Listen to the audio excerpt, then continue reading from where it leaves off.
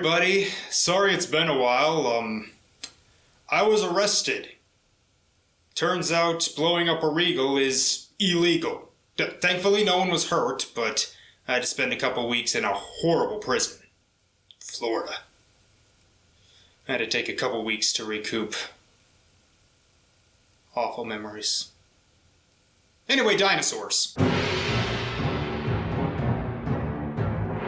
Dinosaurs ran on ABC from 1991 to 1994 for 4 seasons. Created by Michael Jacobs and Bob Young, it follows a megalosaurus named Earl Sinclair who works for the We Say So Corporation in the time when dinosaurs ruled the earth. He has a wife named Fran and 3 kids named Robbie, Charlene, and Baby. And the series was similar to most sitcoms at the time, with Earl being a kind of lazy, dopey father who learns a valuable lesson in the end. I binged this show last year and I gotta say, I freaking loved it. I had heard of it before, but I just assumed it was like the Flintstones, just a sitcom set in the prehistoric period. It's so much more.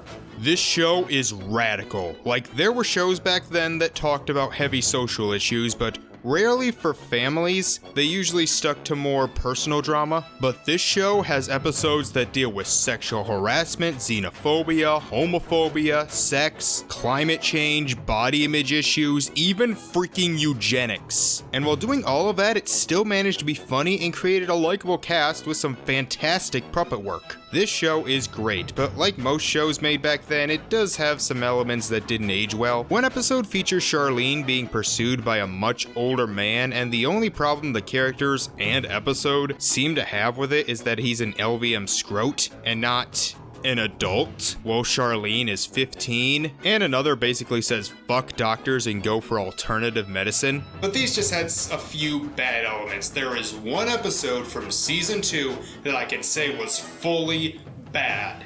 Switched at birth. It starts with Robbie watching some DTV. You're in the middle of a weekend of macho idiot rock. That's right. All weekend long, superficial adolescent male posturing and shallow, meaningless songs. Cool. Oh, come on, you gotta enjoy some of that soil, godhead, and hate breed. Still can't believe those are real bands. This special weekend is brought to you by beer. Alright, points for a good joke. This is their latest video, which won them the DTV Music Award for fastest editing.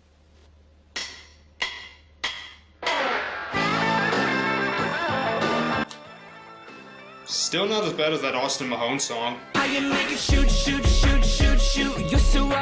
Then we just kinda watch this for a while. Okay, can the episode start? Fran comes in and whines the typical 90s mom shit about the values, the things the youths are into are bad, which ironically the show itself would make fun of on the episode Baby Talk. Turns out tomorrow is Baby's first birthday and Earl is very excited, as he wants to buy Baby's love. Honey, you have to earn his love.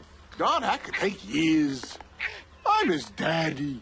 I want his love now. Genuine and unconditional. He gets him a bat, and if you even heard of this show, you know where this is going. This bat may be a little too heavy for you. Ow! Not the mama! I should have seen that coming. I did, which is why it's not funny. He passes out, wakes up, and is hit again. You may think this will be important with events coming up, but we'll get to that. Is your father still unconscious? Yeah, I put a pan under his chin to catch the drool. That's very considerate. I thought Earl was supposed to be the inconsiderate one. They find Baby's nest, and Fran starts to feel nostalgic. For a 1-year-old. Earl comes in, scared, which, again, why did you get him a bat? Turns out the nest is not actually theirs, but belongs to a couple named the Molehills. She remembers back to a time she was in a parenting class. This flashback is really poorly shot, by the way. And in that class, a random earthquake hit, because of course, and it turns out the eggs could have been switched at that moment. Although the eggs are the things that fell out and rolled away, so how did they get their nest? But whatever, Robbie is the one to figure out this means they could have the wrong baby, and Earl seems intrigued with the idea. No, I refuse to even consider it. And yet... Yeah, keep that in mind, we'll come back to it. He doesn't really look like us.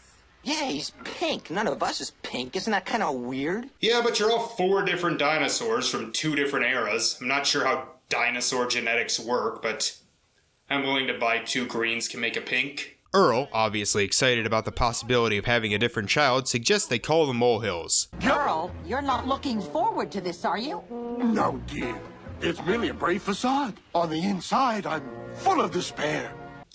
We'll get to it, we'll get to it. Gus Molehill shows up, of course acting similar to Baby, and then his wife Brenda shows up with the baby, who is of course green.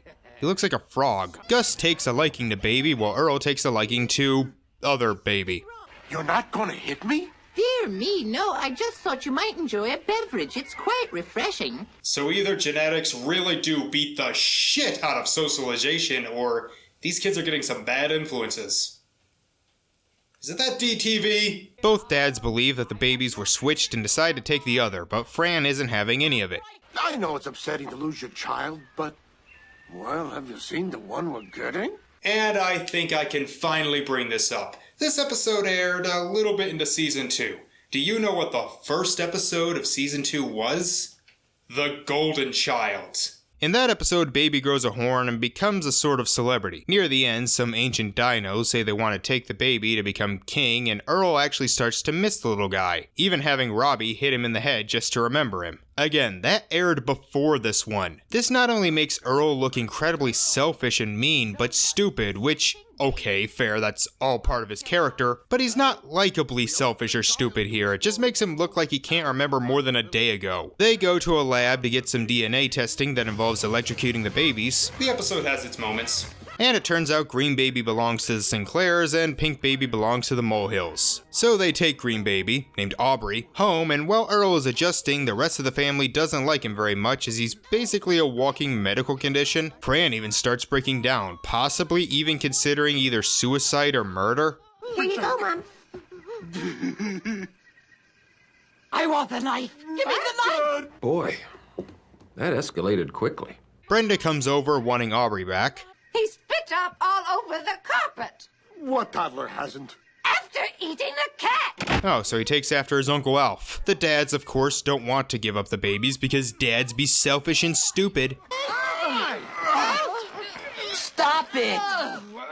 You're adults. Can't you settle this like adults? Robbie, this is actually much more civilized than most adult arguments. They decide to get Solomon the Great to decide for them, and after a few okay jokes, his wise decision is to cut the babies in half. Earl, we can't let him do this. My powers are beyond the comprehension of mere mortals. So am I supposed to trust science or religion? Because they both seem kind of shitty here. Anyway, it just turns into a magic show for some reason, and just as he's about to cut up Baby, Earl stops him. I can't let you harm our child. I would rather let the other family take him than see him hurt. Oh, Franny. How can we let him go? He's ours. Maybe this time the lesson will stick. But he cuts him up anyway, but it doesn't kill him, and Gus, infuriated over having half a kid, decides to take Aubrey. That you love and accept the child unconditionally. That is the sign of a true parent. Well, Gus clearly doesn't love his son unconditionally, seems he's a bit of a dick and may end up abusing Aubrey. But I guess I'm just making a mountain out of a molehill. Okay, I know that it was incredibly forced, but at least I'm trying. The episode did nothing with that setup. They put Baby back together and they're happy. It even turns out the baby really is theirs.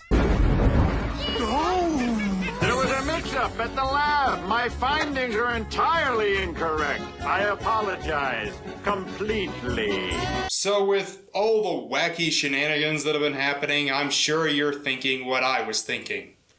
This was all a dream. They said at the beginning that Earl was knocked out, and even right after that is when they found the nest. So, it's all a dream, right? Nope!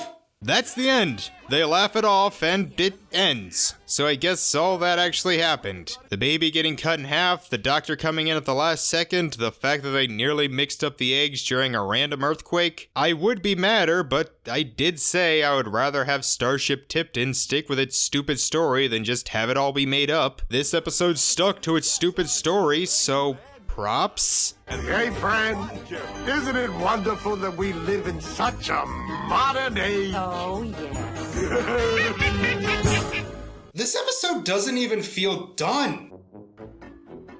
According to IMDb, there were apparently 4 scenes cut for syndication, and maybe that's the version that's on Disney Plus, but I doubt it. And even if there were 4 scenes missing, I doubt they would have saved the episode. The story and moral are just a repeat of something we've seen before. It has nothing interesting to say. Earl is too selfish to be likable, certain parts feel out of place, it's not very funny, and worst of all, they wasted a perfectly good Jason Alexander. Yeah, George Costanza plays Gus, and they gave him no funny lines. The whole thing should have been scrapped. It's not even an interesting idea. But the show is great. Not every episode is about some big topic. Some are just funny and entertaining. And it's all on Disney Plus if you haven't seen it, and I give it a very high recommendation. So hopefully things can get back on track soon, but I'm still dealing with some of that PTSD from Florida. Thank you all for watching, and I will see you next time. Bye.